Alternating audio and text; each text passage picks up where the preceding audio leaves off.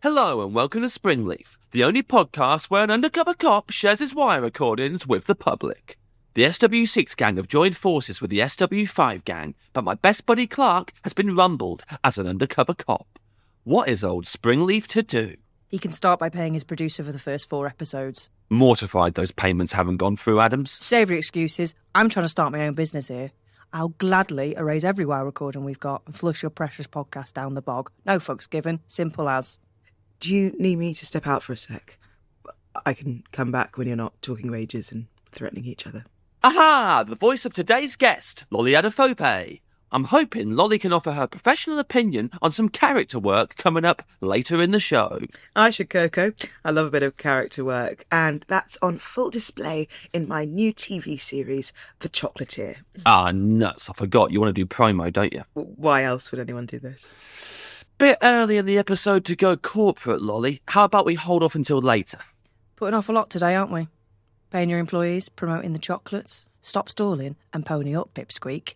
Yeah, Pipsqueak. And let me promote The Chocolatier while you're at it. What did I call it? The chocolates. Everybody makes mistakes, I guess. In the meantime, this Pipsqueak's got a tale to tell. I'll flush it down the bog, I'm not joking. My police chief Angela had rolled over on Clarke, so I convinced her to help me get him the hell out of Dodge. How'd you do that? With a little cocoa and a whole lot of kindness? Nope, by reminding her that Clarke is her second favourite cop.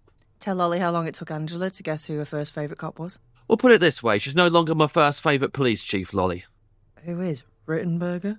Rittenberger was a laugh, may he rest. He tried to shoot you, Pat. Operation Pot Roast. Different times. Speaking of having a laugh, when a down-on-his-luck dentist inherits his great-grandfather's chocolate shop... Oh, no dentist talk, Lolly, please.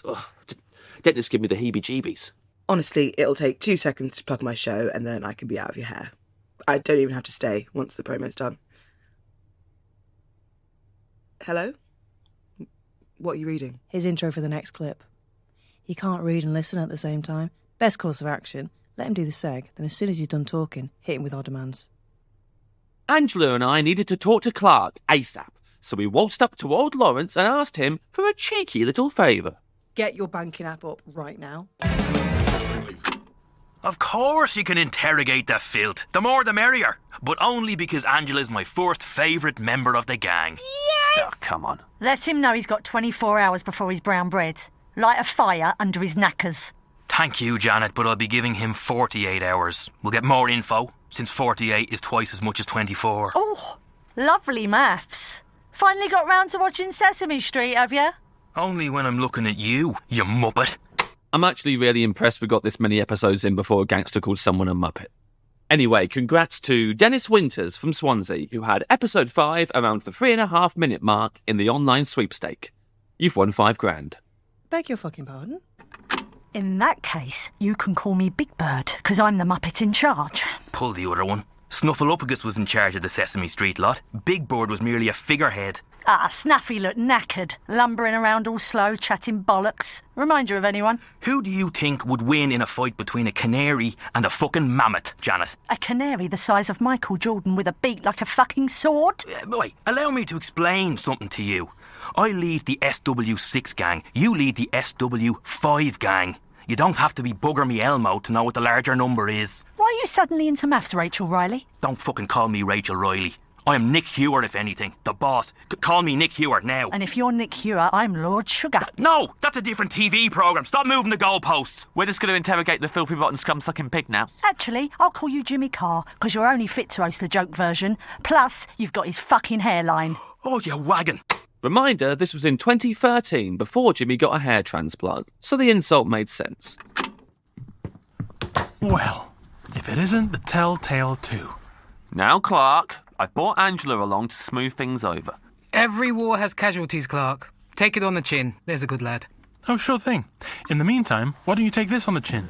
Screw you, Springleaf! Oh, real classy, Clarke. Too scared to yell at the boss, so you're only sticking it to old Springleaf today? Charming. We come up with a lush escape plan, and all we get in return is ungrateful lip. Oh, yeah? How's this for ungrateful lip? Ram yourself, Springleaf! Ram it and cram it! Right, let's get down to business. This plan might take a while to explain. There's a lot of moving parts. Long story short, you fake your own death. Well, that should be easy, since I've faked being your friend since the day we met! Do I look like I care if you're my friend? Oh, no, that was aimed at Pat, Chief. Oh, Please, just assume all my anger is directed towards him. okay. Hey, Pat, why don't you fake having a brain and come up with a better plan? Oh, come on, Clarke. You know I've always wanted to fake a death. It's too cool. Funny. It doesn't feel cool when I'm the one who has to die! No one's actually dying, chair boy. That's the whole point. Chair boy. I'm tied to chair, Pat. Keep up. Step 1. We sneak you out of here in the dead of night. Is that the real dead of night or the fake dead of night? I don't appreciate the sass, detective. It was aimed at Pat, you fucking moron. Step 2. We stage your demise in front of the gang. That way, they'll definitely believe it. Believe this. Up yours, man! It's this or nothing, Burbridge. So get on board. We've got 2 days tops before they neutralise you. Ah, yeah, about the 2 days thing. I'm shooting another TV pilot this week, and the dates definitely clash. Another pilot? Mr. Showbiz. Hate to admit it, but Sita's a banging agent. Much better than the half-assed job I was doing. Ah, Sita's amazing. Don't know where I'd be without her. Yeah? Well, maybe Sita could plan my escape, since I'm clearly 100% fucked. Knock, knock. Hey, Jingle Balls. Now that we've caught ourselves a putrid little rat, Lawrence wants to collect everyone's deets so we can run some background checkolas. Oh, cool. They do this in The Departed. I love doing Departed stuff. Name, address, national insurance number, Hogwarts house, but only if you know it. No guessing. That's useful to no one. Do you need my details too? We already know you're a cop, chair boy. Oh, yeah. I'm Hufflepuff. They value loyalty above all else. Are you fucking kidding me? Lawrence didn't ask me to do shit. I'm gonna fleece everyone's homes during the heist. Rad, right? Of course it's rad, but why are you asking for our details? You know we're cops. I want to see what fake address Angela writes down. There you go. Number 1, Illegal Avenue, Drugstown, E8, LSD. Love that, Angela. And James, I had no idea you lived in a toll booth? Yep. I live in a decommissioned toll booth. Double bluff. Sorry, what? He couldn't afford rent since his wife left him, so he moved into a toll booth. Fun fact, only just moved out. Did 3 lockdowns in that toll booth. Okay. I'll leave you to interrogate this piece of shit nobody cares about him cop. I personally hate all cops, and I hope every single one of them gets sick. Congratulations, shitbird. You just said that to 2 other cops. Also, that address was fake. We should probably go. We've been in here for ages. Good shout. Clarke, give us the sort code for your main debit card. What? Gotta give the gang something, you chair-loving bastard. 999. Wow, that's actually made me rather emotional. Sit tight, old buddy. We'll see you later when we pretend to kill you. Last time I checked, none of my gang ever called me Dad by mistake. Well, last time I checked, none of my gang ever cried during a shootout. Clara has hay fever. The shootout was in a meadow. Kindly get your facts straight. I keep refreshing my online banking, Pat. Still looks awfully barren. Be a real shame for your precious little podcast to get flushed down the bog today. Lolly Edifope, faking your own death is the ultimate challenge in acting. How would you go about it? Not wanting to give any spoilers away, but there's a tremendous scene in The Chocolatier where the lovely Danny Mays... Oh, that reminds me. Did I tell you about the prank show I made? What? Only Joking sees James Acaster and Evelyn Mott consistently prank a different UK comedian from one episode to the next. Radio Times. Right, so each episode focuses on a different comedian and they have to endure all the pranks that week. Am I on your prank show, Pat? Is the prank that I can't promote The Chocolatier? Nah, you're more of an actor these days, so it wouldn't work. It had to be a legit true blue stand-up comedian. Preferably one who wouldn't see the pranks coming and the audience wouldn't feel sorry for. And needless to say, our victim for the pilot was a no-brainer. Oh boy, smoking my favourite bong in front of Prime Minister's questions. Life doesn't get any sweeter than this. Okay, everybody in positions. Nish is in his living room and he has no idea we're out here. James and Evelyn, stand by. Here we go. Do me a favour and try not to steal my material, Evelyn. I only borrowed your stupid material for a prank, James. Hence why I'll be the superior host of this prank show. Yeah, that's why all the pranks I've written are hilarious, while every prank you've written involves Nish getting tasered. AKA the funniest thing that can ever happen. You just proved my point. Okay, pre-show notes. Evelyn, be likable. James, try and convince the director to put a tortoise in one of the pranks. I feel like my note is a much bigger ask than Evelyn's. Do you think the crew know that we matter more than they do, or is it more of a subconscious thing? Comment retracted. Look, I just signed up the most talented tortoise, a rescue.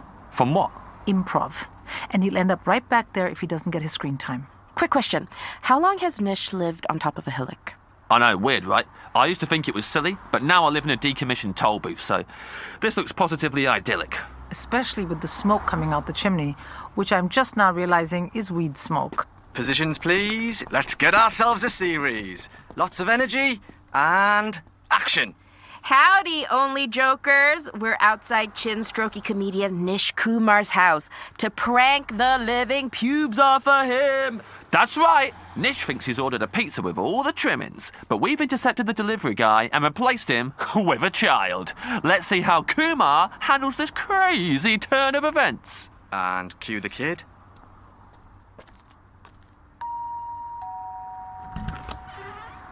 Hello? One ham and cheese pizza with Mao stripes finished, Kumar? Yeah, that's me. Why are you a little kid? I got reverse bigged. You mean you were an adult and someone turned you into a child? Yeah, it happened on the way here. I'm sorry. Please still give me 5 stars on the app. Hey, I'd never mark you down for something like this, man. Who reverse bigged you? A fortune-telling robot. Like in big? Yeah, like in a film. Big. Here's your pizza. Thanks. Let me just take a quick peek in the box, just in case it... We got him, folks! The old taser in the pizza box prank! Yeah, personally, I can't believe he fell for the delivery guy getting reverse bigged.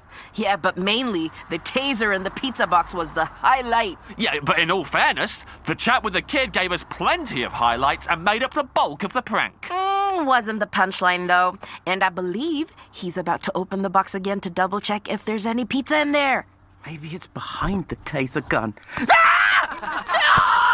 like a million-pound plastics all at once. Oh, boy! The only thing this prank is missing is a highly talented tortoise. Now, that's a show worth promoting.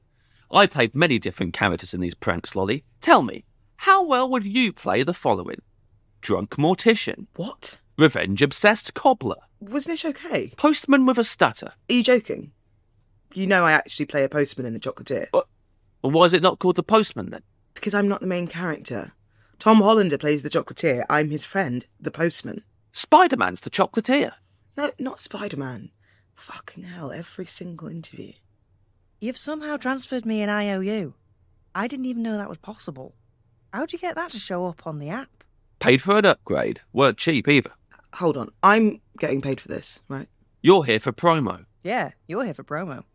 Look, Pat, I'll play the next clip. If you don't come up with a solution ASAP, I'm flushing everything straight down the bog. Obsessed with flushing things down the bog. What's the next clip? You asking Donna for a favour? Lolly, ever asked a friend for a favour? I once asked my friend if I could come on his podcast and promote my fucking TV show.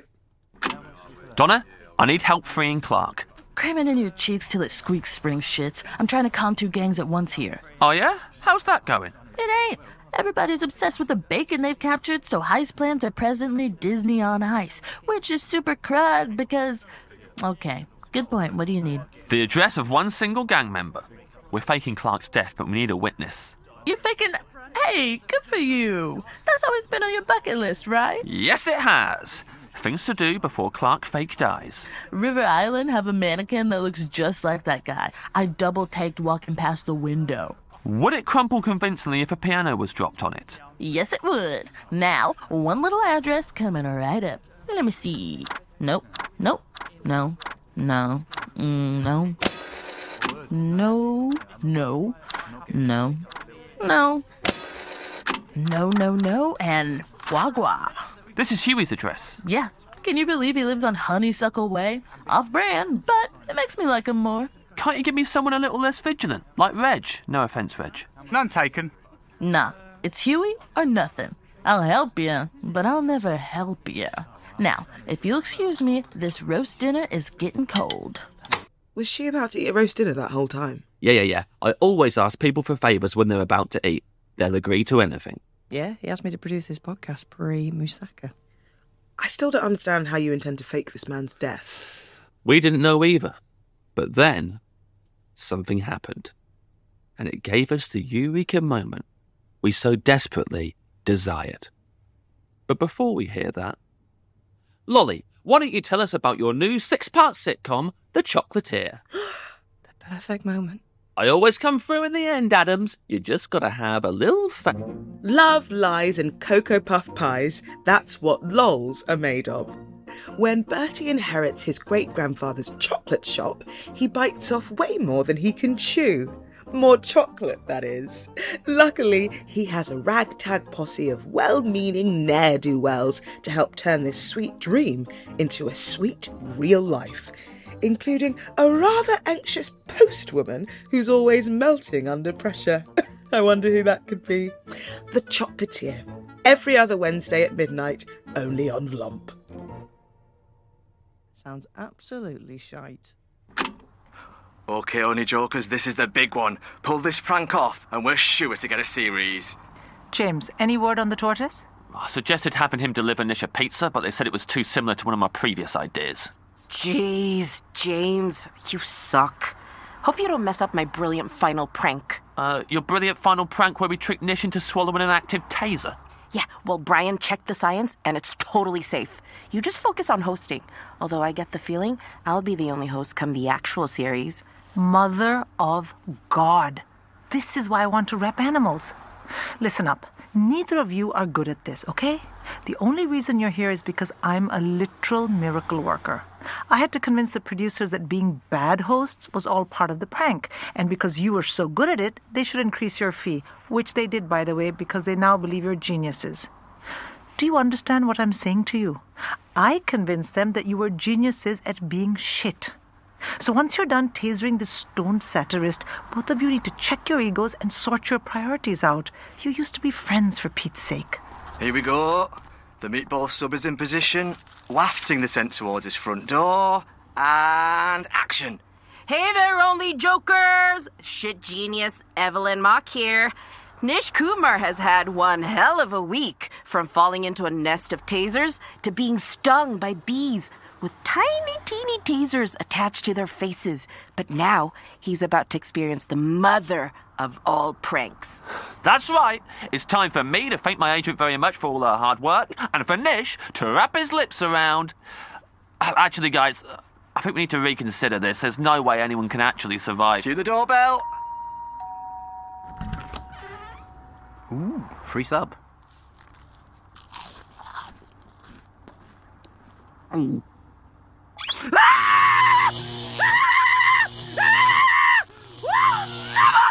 like I'm eating all the drugs at once! The ultimate high! Oh, I'm being air fried!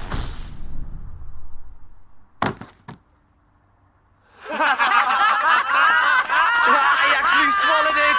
That was perfect! Great work, everyone! He's not moving. Brian, check on Nish. He's not got a pulse. Oh my God! Nish! What have I done? Get away from him! Nish, come back to us, buddy! We love you! We're so sorry! Nish, please, don't go to the light! Friendship is all we got in this cutthroat biz! I'm sorry if this is such a jerk, James. I take it all back! I'll never stop you from stealing my material ever again, Evelyn. Jokes don't matter to me anymore. All that matters is you and me, right now, sitting on top of this hillock, holding each other and never letting go. Kumar's rolling towards that pile of reserve tasers. Ah, crap.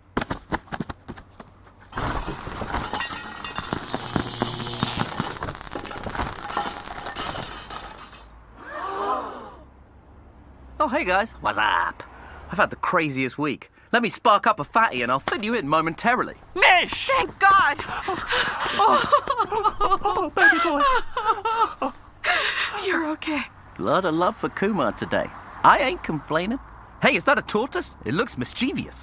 Let me guess. Inspired by what happened with Nish, the new plan is to have Clarke eat a taser in front of Huey's house. The best way to fake a death is to actually die, and then be brought back to life. Pat, why have I just received an iTunes voucher from you? Because I just figured out how to re-gift an iTunes voucher, and I seem to remember a certain someone wanting to get paid. Yeah, in actual currency, not MP3s. The real question is, have I bought myself some time?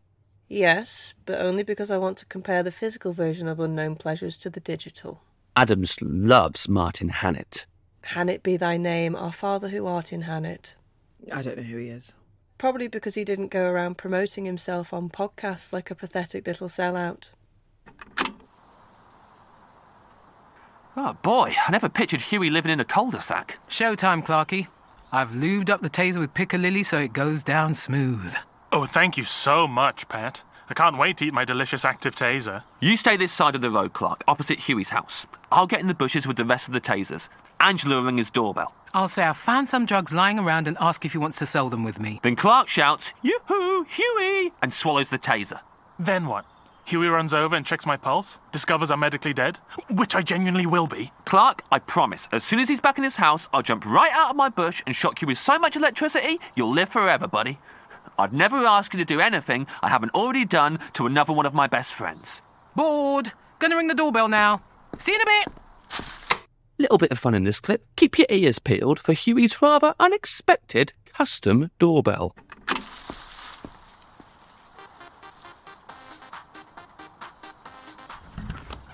This better be good. I'm halfway through a Viennetta. I just found a crate of crack. Yoo-hoo! Huey! Watch out! It's the undercover pig! Oh! Ha ha! Got him! Clarke!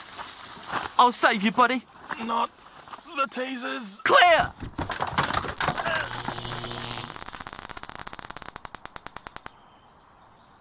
Nice one, James. Tag team. Ha ha! Night, everyone. Good to see you, Angela.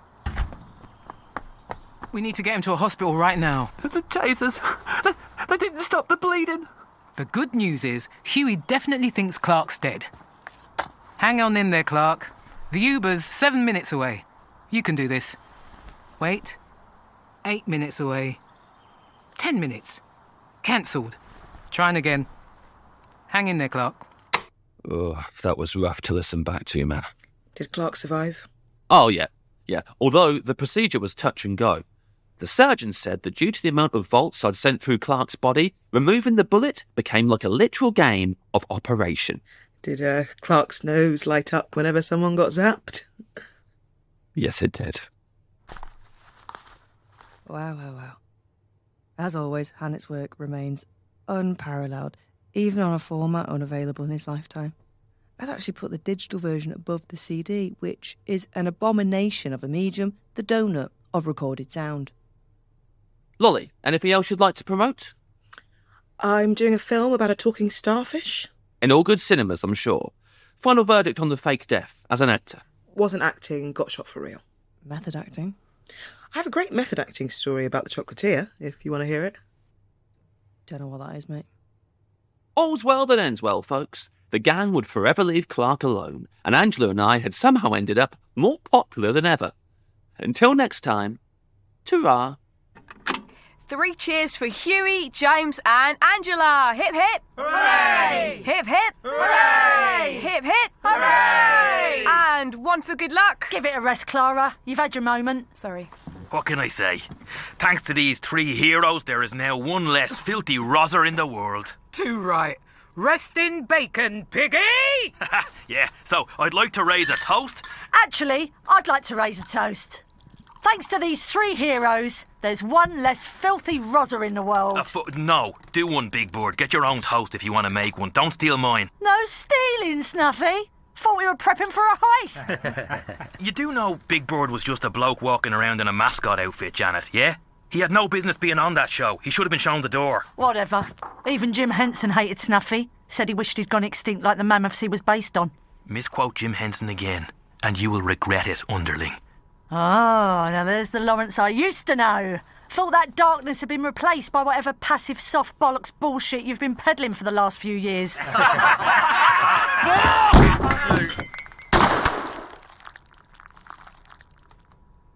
Lawrence, why would you shoot the cake?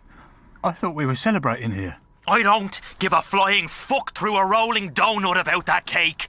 I've had enough of your mouth, Janet. This ends now. I officially declare a leader off. Oh, it is on! Let's settle this once and for all. And when you lose, try not to cry like you did in that shootout. Boss, that was me. It was in a meadow and I've got allergies. Sorry, Clara. I'm spinning a lot of plates here. A leader off. A series of challenges pitting our contestants' leadership skills against one another. Needless to say, winner leads the gang. Leader off. You know, Patrick, for a long time I couldn't figure out how an idiot like you managed to infiltrate such a high-profile gang for so long. Now it all makes sense. I sense a compliment coming down the pike. You accidentally picked the only gang as dumb as you are. I don't know. The SW5 gang seem pretty dumb too. The gunpowder actually makes the cake taste nicer. Yep. Looks like we're about to witness the fight for leadership over the stupidest gang of all time. 3 cheers for the leader off. Hip, hip. Clara, I have never met anyone who loves doing 3 cheers as much as you. Honest to God, give it a rest.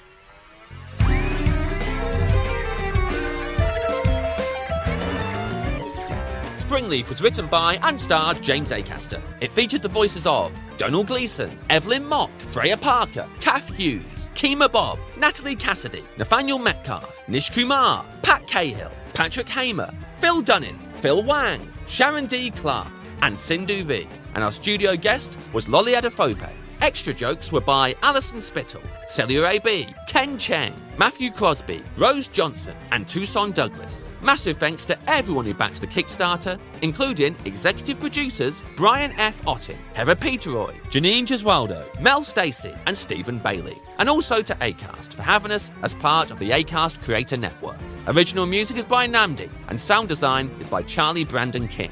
The assistant producers were Katie Sayer and Michaela Carmichael. The producer was Lindsay Fenner, and Springleaf is a Mighty Bunny production.